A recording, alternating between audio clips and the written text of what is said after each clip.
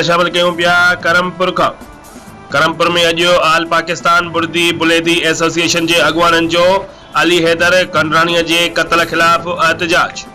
2 ॾींहं अॻु कोटिया में भत्ताखोरनि पारां क़त्ल कयल अली हैदर कंडराणी बुलेदीअ जा कातिल गिरफ़्तार न थियण ख़िलाफ़ अॼु कंदकोट में आल पाकिस्तान बुर्दी बुलेदी एसोसिएशन जे अॻुवाननि पारां एहतजाजी मुज़ाहिरो करे धरणो हयो वियो। धरणे में नायब सदर Sindh Adi Khan Jafri Buledi, general secretary division Larkana Mir Nasir Khan Sandrani Buledi, Kashmir सदर Kabir Khan Choliani Buledi, general secretary Kashmir Bijar Khan Gola Buledi, information secretary Sultan Ahmed Nindwani Buledi, तालका तंगवानी सदर हाजी अर्ज़ मोहम्मद जाफरी बुलेदी ऐं ॿियनि ॻाल्हाईंदे चयो त सिंध ऐं बलोचिस्तान जे मुख़्तलिफ़ शहरनि में बुलेदी इतिहाद जे अॻुवाननि पारां एहतजाजी मुज़ाहिरा कया पिया वञनि।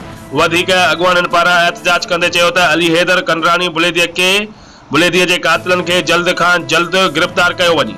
असां आला अख्तियारनि ऐं आर्मी चीफ खे अपील कयूं था त नौजवान जा कातिल भत्ताखोर फौरी तौर गिरफ़्तार कया वञनि। ॿी सूरत में पूरे पाकिस्तान में एहतजाज जो दायरो वधायो वेंदो। रिपोर्ट करे रहियो आहे अर्ज़ मोहम्मद जाफरी, बे न्यूज़ करमपुर।